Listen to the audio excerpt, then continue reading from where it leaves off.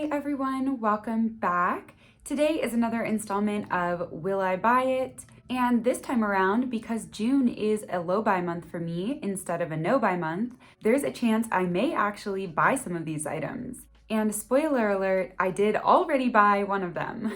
If you're new here, hi, I'm Morgan. I focus a lot of the content on my channel around conscious consumerism and cruelty-free beauty. I'm always trying to find the balance between purchasing the next best thing to keep my makeup collection exciting, but also making sure that I really use and love the makeup that I already own.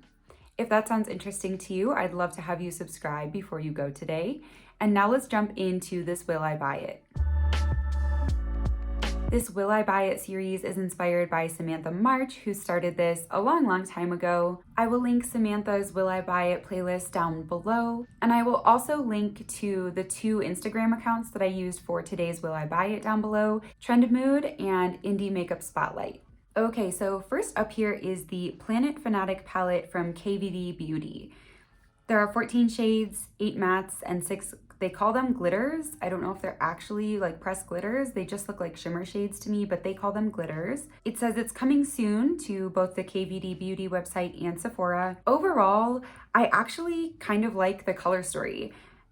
I think it's just colorful enough where it gives you just a few pops of color, but it's still overall very neutral. And I think if I were a consumer not on YouTube, I would be excited for that type of color story. The thing I don't like about this are these little white stars on top of the acrylic packaging. So I know KVD Beauty is really going into like the full recyclable packaging, so I get why it's this clear plastic. But the stars on top make it feel like kid makeup to me. I like totally don't see how this is going to sell to an adult market. I'm gonna pass on this one, but it's definitely an interesting release from KVD Beauty. I'm interested to see what they do moving forward. Next up, I want to talk about the Botanic Panic collection from MAC. Now, I don't usually talk about MAC on my channel because I do cruelty-free content and MAC is not cruelty-free, but I could not pass up the opportunity to talk about this palette, or really to talk about the whole collection, I should say. It's an eyeshadow palette, 4 lipsticks, 1 blush, and 1 highlighter. It says it's coming soon to their website sometime in June.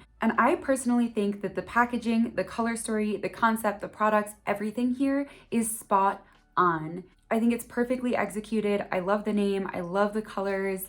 I especially love this purpley lipstick shade. I think that is stunning. I have disliked a lot of MAC's recent releases, like essentially all of their recent releases, so it's been really easy for me to not buy MAC products since switching to cruelty-free. But this one really draws me in. I wish I could buy this. I'm not going to, obviously, but I do really love the whole concept and execution here. Next up, I want to talk about the 3 new palettes from Colourpop that are Ulta exclusives right now. So there's the Lust for Dusk palette that's 16 shades and $24. There's the High Tide palette at 9 shades and $14.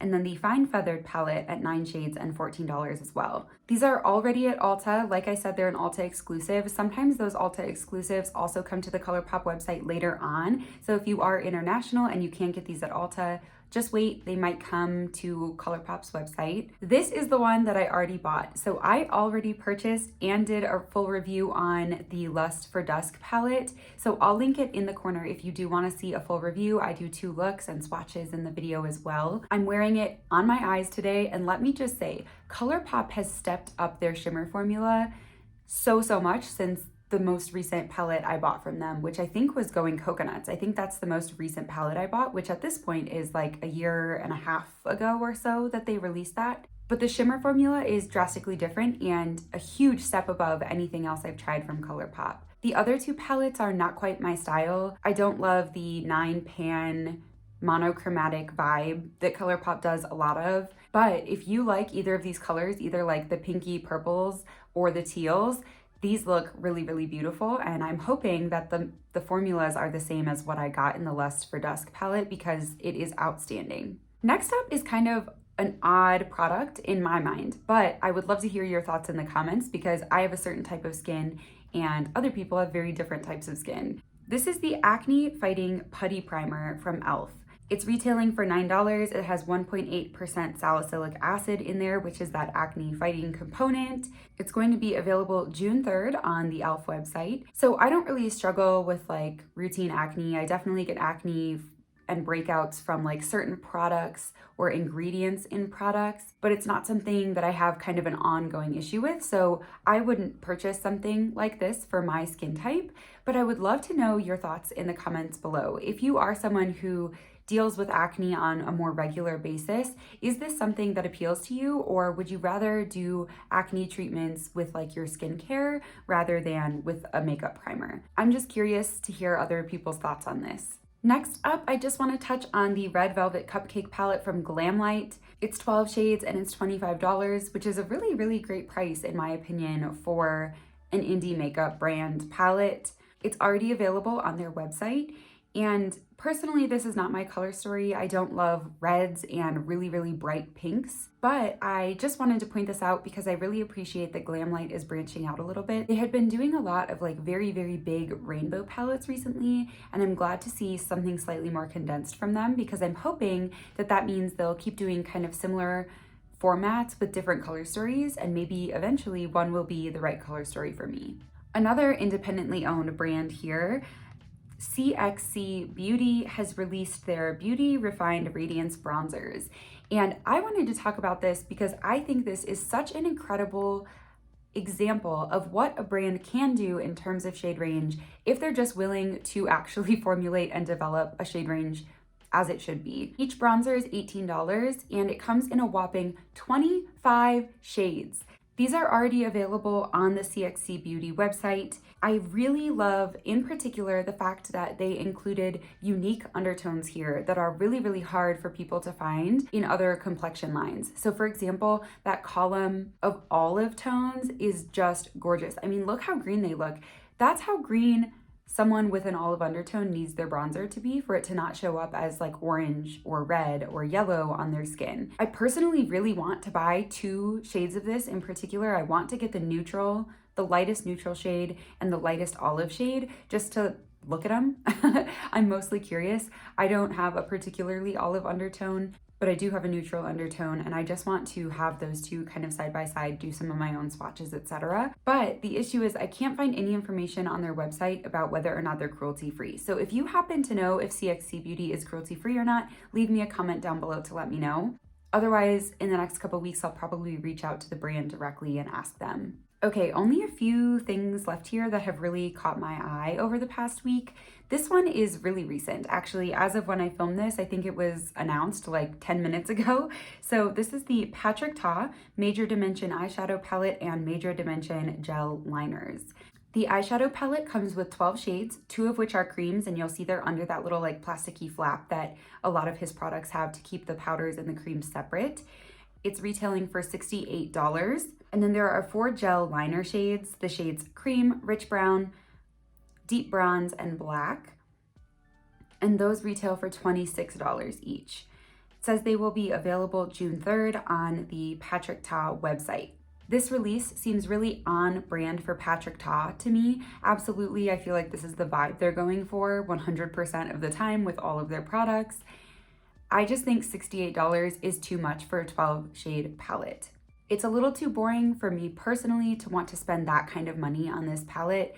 And I also think $26 for a gel liner is pretty dang pricey. So although I think this is a good release for the brand, I think it's way overpriced. But that's just me personally. Some people might look at this and it might be exactly what they've always been waiting for. I just think if you're trying to go for kind of this vibe and this color story, there are cheaper alternatives out there. For example, the Sigma Ambiance collection really springs to mind. It wouldn't have those 2 cream shadows at the end, but it's kind of similar color stories and vibes, and I think it's $50, and it also goes on sale like up to 30% off pretty frequently. So if you couldn't tell, I'm passing on that Patrick Ta release.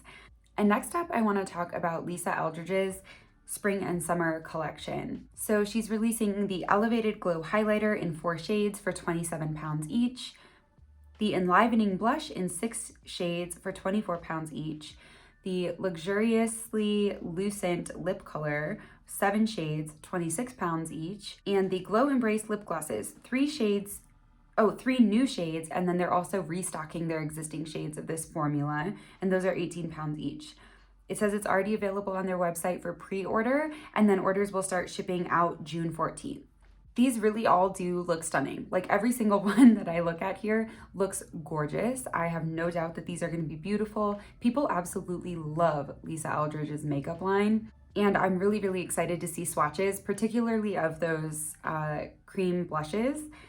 But I think I'm gonna pass on them for now. It's a pretty pricey brand, and I'd rather wait and see some reviews before deciding whether or not I'd like to purchase it myself. And then last up here, I have what I would consider one of the biggest disappointments of the whole year so far. This is the June Birthstone palette from BH Cosmetics. The June Birthstone is Pearl. The palette is $9. It's already available on the BH website. And I just hate this. I think it's awful. And my criticism for this one is basically the same as the criticisms for the past 5 months as well, except May, which I thought was the best of all for sure. But all the others, my biggest criticism is they keep pairing these warm brown shades with these supposedly jewel tone palettes. And I just don't think it fits at all. And this one I think fits the least of all of them. These like warm browns along with the pearly, like translucent shades in here just is mystifying to me. They could have done anything else. Pearl is such an open-ended thing. They could have really, really made this palette a standout. And instead, in my opinion, it's a brown palette with a couple brow bone highlights.